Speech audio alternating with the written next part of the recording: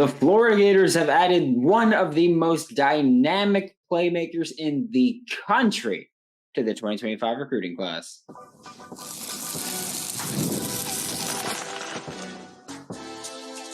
You are Locked On Gators, your daily podcast on the Florida Gators, part of the Locked On Podcast Network, your team every day.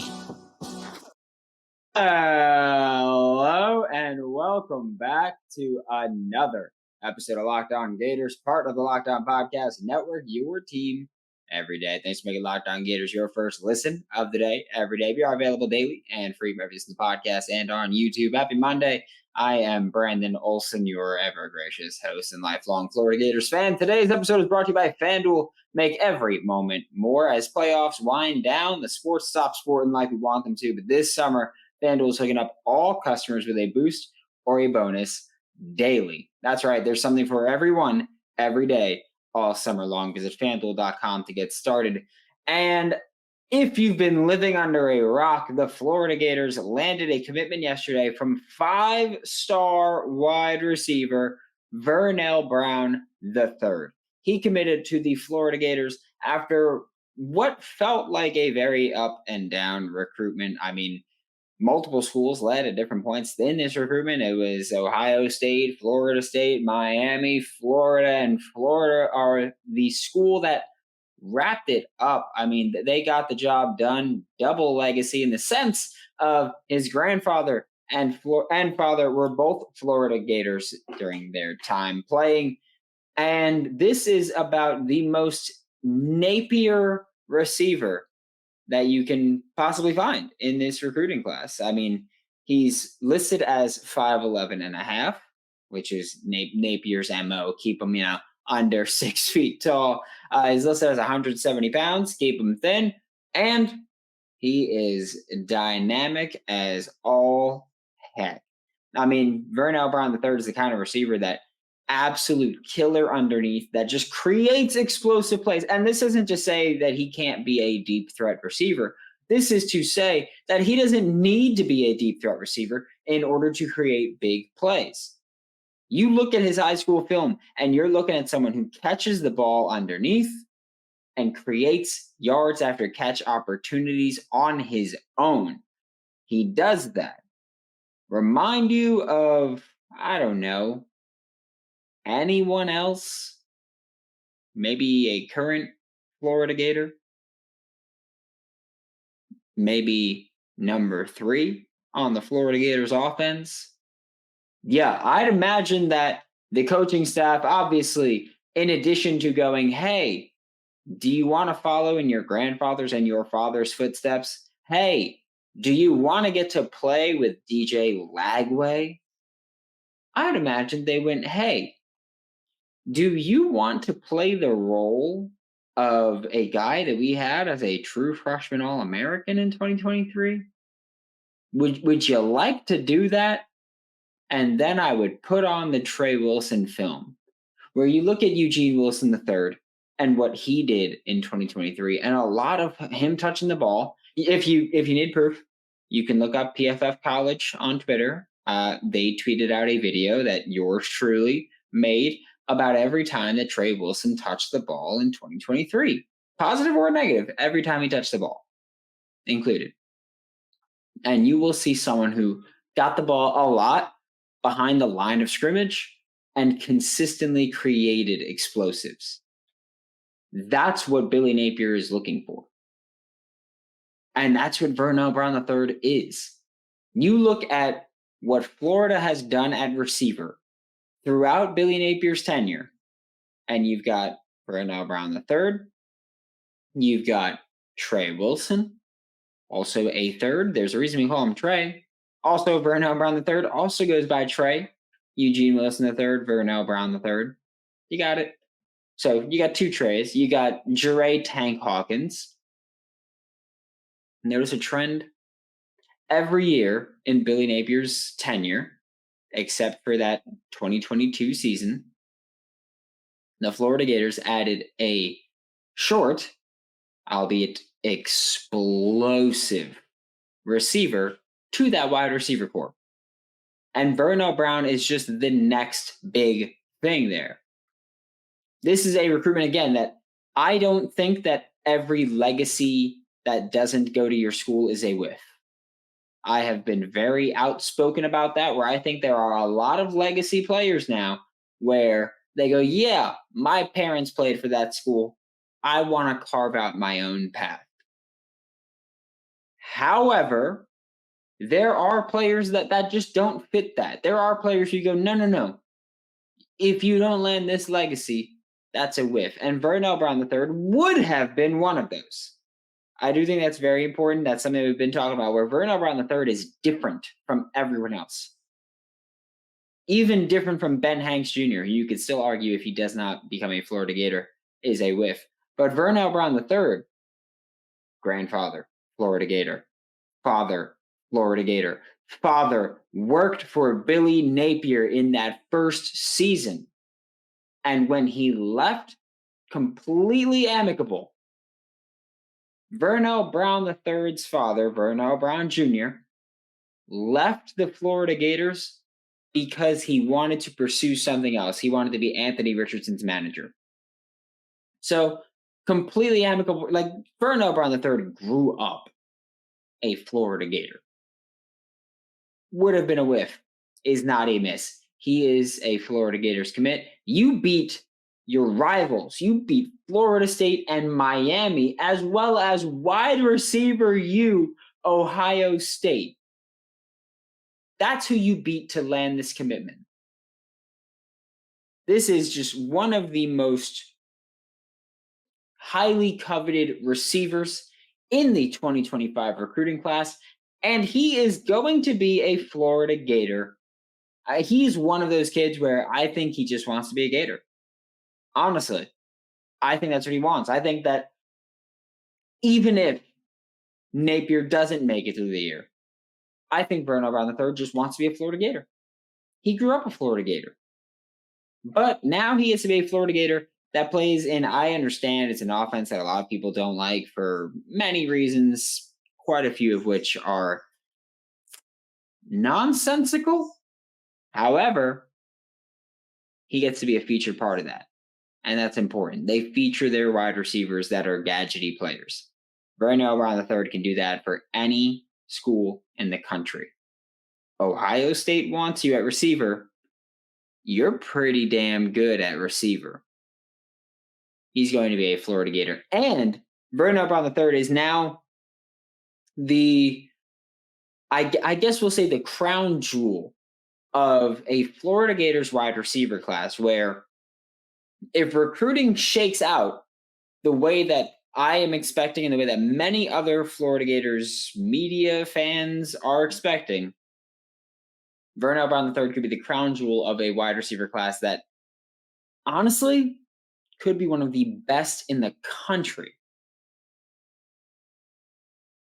I love sports, and I love them so much that I never want them to stop. But as playoffs wind down, we get fewer games. That all-star break for the MLB and WNBA were just killer. But the sports, they may not be sporting like you want them to, but FanDuel lets you keep the sports going whenever you want. All I have to do is open the app and dream up bets anytime that I'm in the mood. And this summer, FanDuel is hooking up all customers with a boost or a bonus daily. That's right. There's something for everyone every day, all summer long. So head over to FanDuel.com, start making the most of your summer. And I don't know about you, but yesterday, a pretty specific thing happened in just really, really global politics, which we won't get into at all, but Nick Castellanos.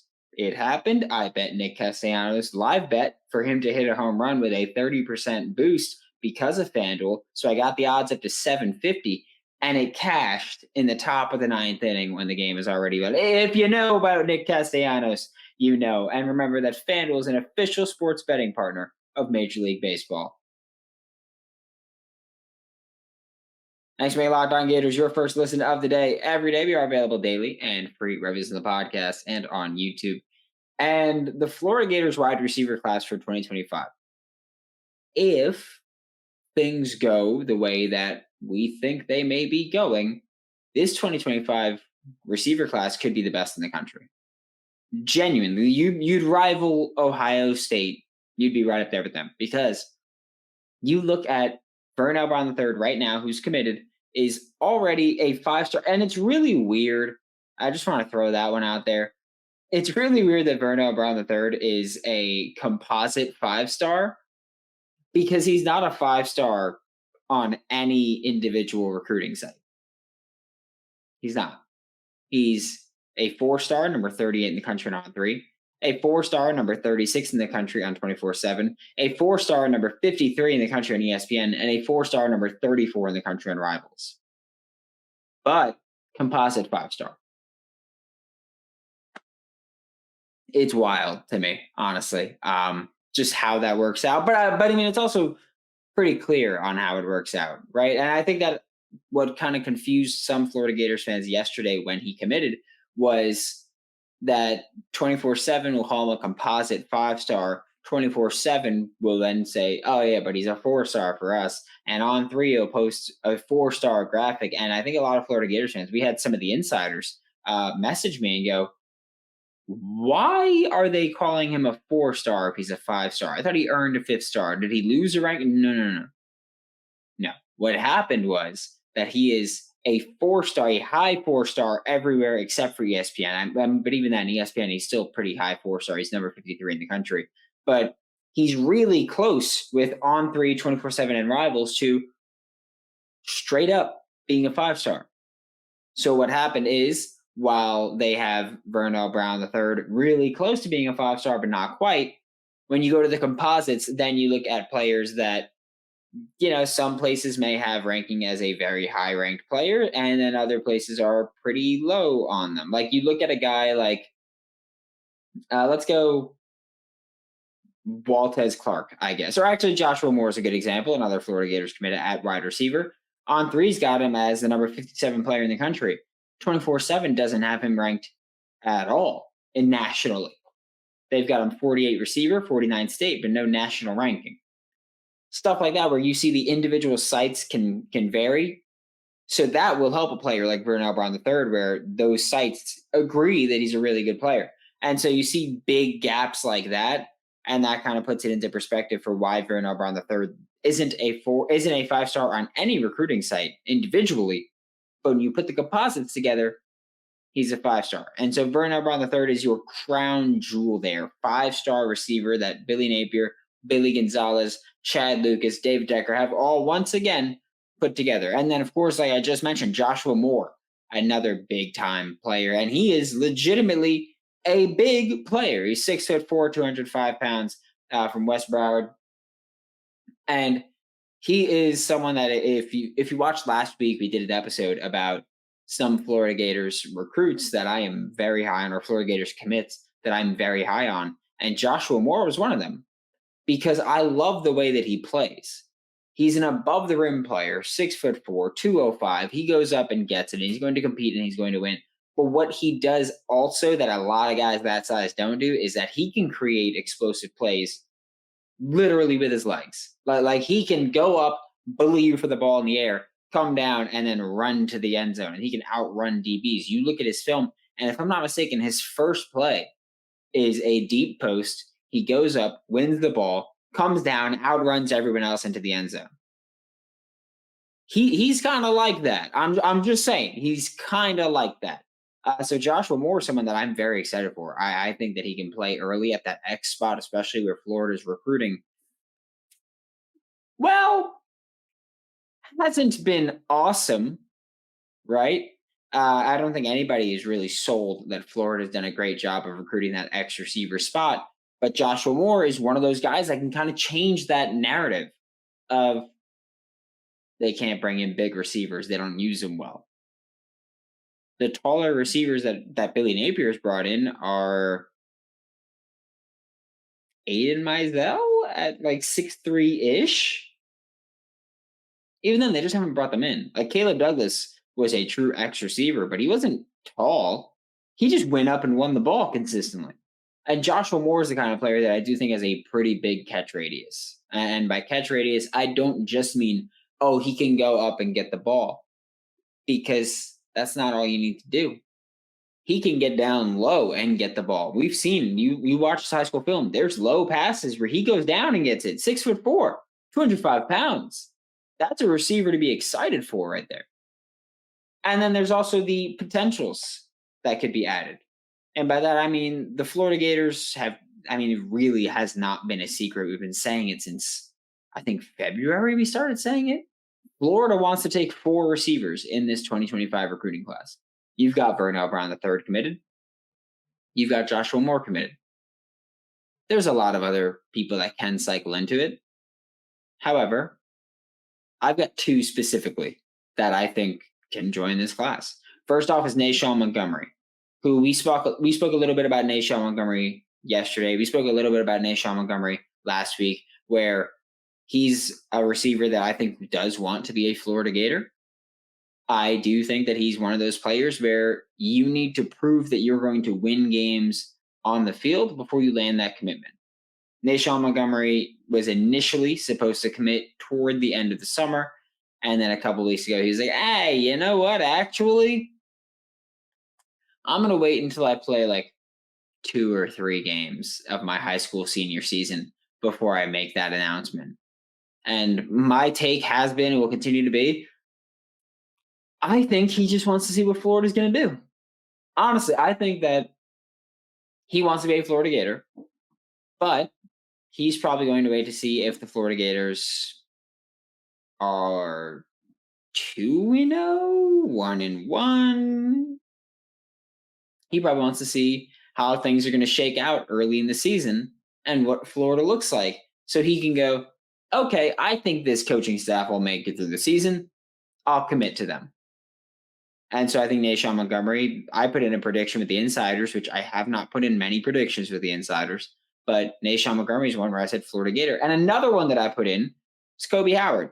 And I will tell you this, I am about 98% certain that if Kobe Howard had his pick of the litter with any school he wanted to go to, he'd be a Gator right now. I'm pretty confident in that. However, I think right now, at the time, at the time of recording this and the time of this premiere on July 22nd, I don't think he's a take with Florida. But I do think, again, he's one of those players where Florida goes, you know what? He's not going to be a take for us. We're not going to prioritize him. However, if at any point we want him to be a Gator, we'll spin the block. Why not? We'll spin the block. We'll add him to the class. Easy money. Because I do think that Kobe Howard wants to be a Florida Gator. Actually, sorry. I said think. I know Kobe Howard wants to be a Florida Gator. I don't think he is a take right now. But I am very confident that if Florida wants to add Kobe Howard, they will add Kobe Howard. I have no qualms about that, no doubts about that. That Florida, if you add Vernell Brown III, Joshua Moore, Nayshawn Montgomery, and Kobe Howard as your receiving class, that's an elite, one of the best receiving classes that you'll see. Truly, one of the best recruiting classes you'll see at receiver. That will be an Ohio State caliber receiver class. Because Nayshawn Montgomery, there's a lot of people that think Nayshawn Montgomery would be the best receiver out of him, Joshua Moore, and Vernell Brown. That's the kind of guy that would be your wide receiver 3 in the class. Personally, I think he's better than Joshua Moore. But the guy that would be wide receiver 3 in the class would be there. Maybe wide receiver 2 at worst. Him? Dog. Animal. Monster. Beast. Insanity at its finest. Moonstricken riot starter. Beast. No other way to put it. And Florida's adding to their recruiting class, maybe?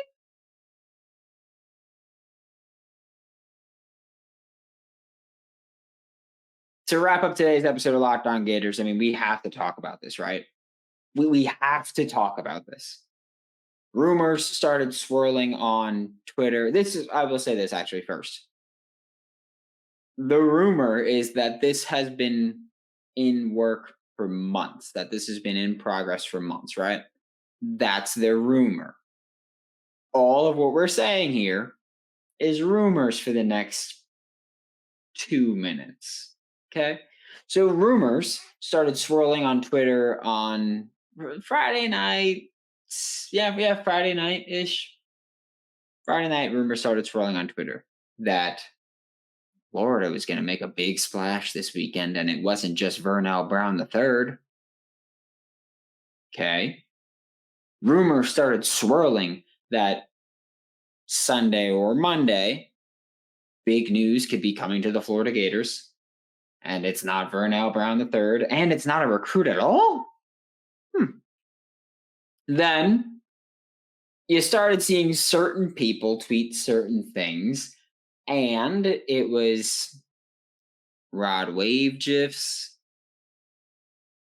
ham sandwich GIFs, and then Nick De La Torre posted on 3 that from what he's heard, 99% sure Joe Hamilton will leave Texas A&M for Florida.